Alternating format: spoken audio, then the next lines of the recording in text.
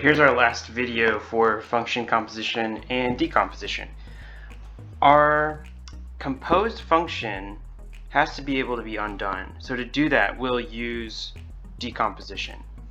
And we need to start by recognizing groups within each of these composed functions. And in general, in math, we group using operations. So addition and subtraction is pretty simple. We just group with parentheses and we subtract or add within that group. And then to multiply to a group, we can distribute 3. Division of a group might be a binomial, trinomial in the denominator. Exponents have degrees on groups. Radicals are also just another form of degrees on groups, just fractional degrees. And then we have other more specific things like sine functions, so trig functions with groups inside of them. And they help organize those groups. And we use brackets or parentheses to do that. If we take a look at this w of x, so this function is a square root function with a parabola inside of it. And we are tasked with finding 3 functions that make up a composition of functions with 3 functions composed inside of each other. So we need to find the outside group first. What could be the outside function that's happening here? And I'll use f of x to be red. So what is our outside group? Well, here the outside operation is square root x. So that's what we're going to use because that is the outermost operation.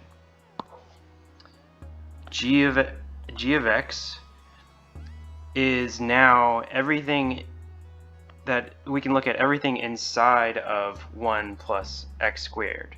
We can't say that g of x is just x.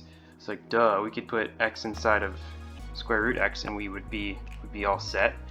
But how can we break up what's inside of 1 plus x squared? We can use 1 plus x. So the next operation happening is 1 plus something. And then the next operation is the innermost operation.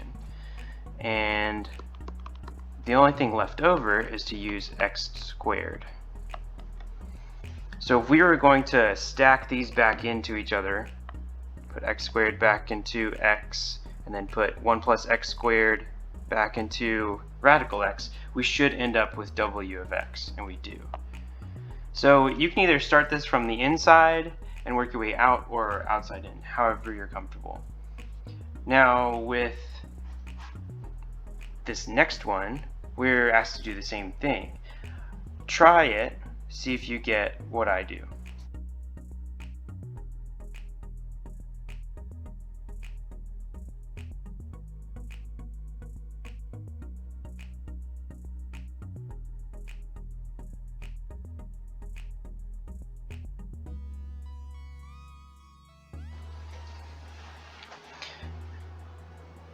Maybe you found a different way to do this, but this is what I've got. And you should always be able to check if you start stacking them back within each other. Now, there is extra practice if you want to try that. It's page 89 in your book, and you can find that on the PDF if you have that. Thanks for watching. Bye.